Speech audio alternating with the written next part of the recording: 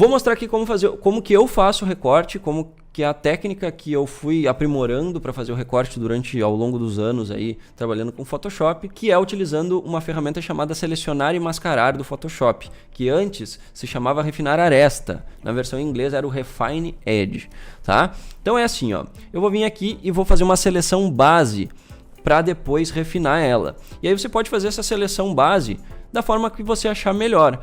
A forma que eu sempre utilizei foi essa daqui, ó. Ferramenta de seleção rápida. Eu vim aqui, fazia a seleção, vai arrastando, ele vai selecionando rapidão, tá? É uma boa forma, só que agora a gente tem uma outra ferramenta que se chama Selecionar Assunto.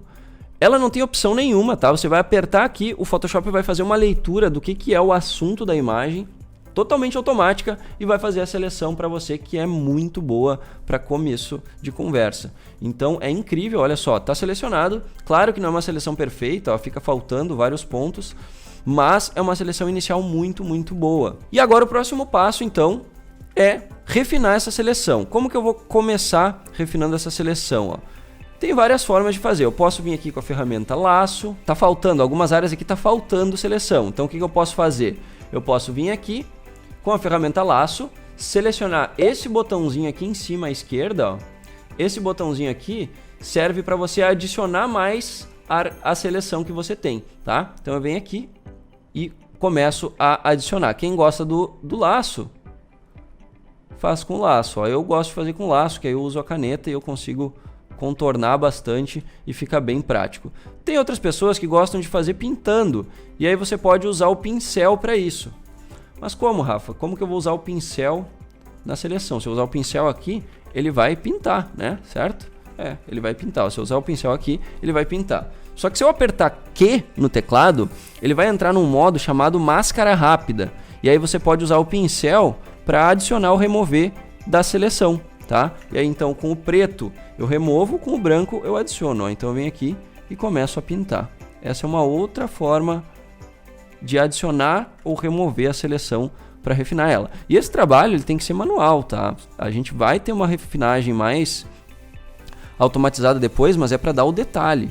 Esse daqui tem que ser manual, tá? Eu prefiro então apertar, depois você aperta aqui de novo, volta, mas eu vou trabalhar direto aqui, ó, que aí eu venho com esse laço e faço o delineado mais prático, tá? Não precisa ficar 100% perfeito, só preciso ter o contorno perfeito. Se eu perder um pedacinho ali, desde que o contorno fique bom, não tem problema. Inclusive a gente vai fazer isso depois, a gente vai perder um pedacinho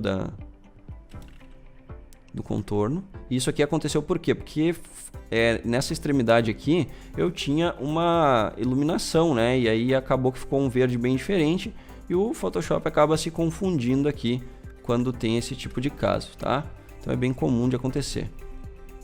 Em áreas desfocadas também o Photoshop acaba se perdendo. Aqui eu vou deixar ele cortar aqui. Aqui, ó. Tem outra ferramenta também, laço poligonal. Então eu venho aqui, seleciono a segunda opção, eu consigo dar um laço, ó, maior. Não precisa ser só com o mesmo laço também.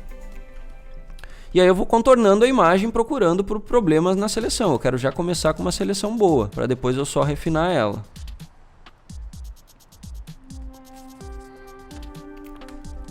Aqui faz o contorno e aperta Enter para fechar a seleção. Aqui eu não preciso me preocupar com o cabelo nesse momento. Aqui eu tenho uma área que está desfocada, que faltou um pedacinho. E aí, acho que aqui só faltou. Primeiro refinamento está pronto.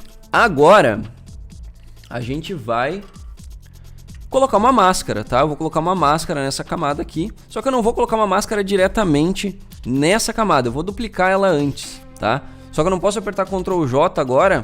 Porque se eu apertar Ctrl J, eu vou estar duplicando só o interior da seleção. Eu não quero isso, tá? Eu quero que tenha toda a imagem. Então eu vou ter que duplicar ela apertando com o botão direito aqui, ó, duplicar camada.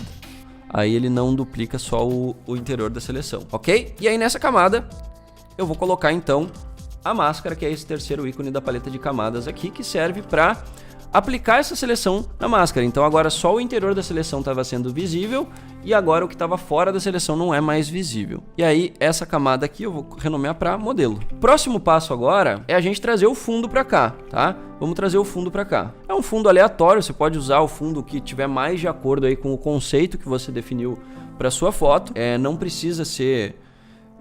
não tem estilo definido para fundo, você pode usar o fundo que você quiser, desde que ele tenha características que combinem com a foto que você capturou da pessoa. Às vezes a distância focal é muito diferente, o ângulo é muito diferente, e você acaba não conseguindo fazer com que aquele fundo fique bem ambientado ali. Mas em geral não tem muita regra para fundo, tá? Eu vou apertar aqui nessa imagem do fundo Ctrl A, Ctrl C, Ctrl A para selecionar tudo, Ctrl C para copiar, e aí eu venho para essa imagem e aperto Ctrl V. Colei, tá? Esse fundo ele veio por cima, então eu vou pegar a ferramenta de mover aqui e vou arrastar ele para baixo da modelo. E ele tá pequeno também, então eu vou ampliar ele, ó. Ctrl T, amplia.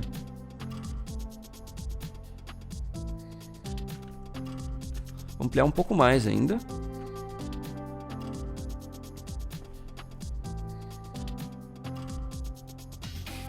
Aqui assim.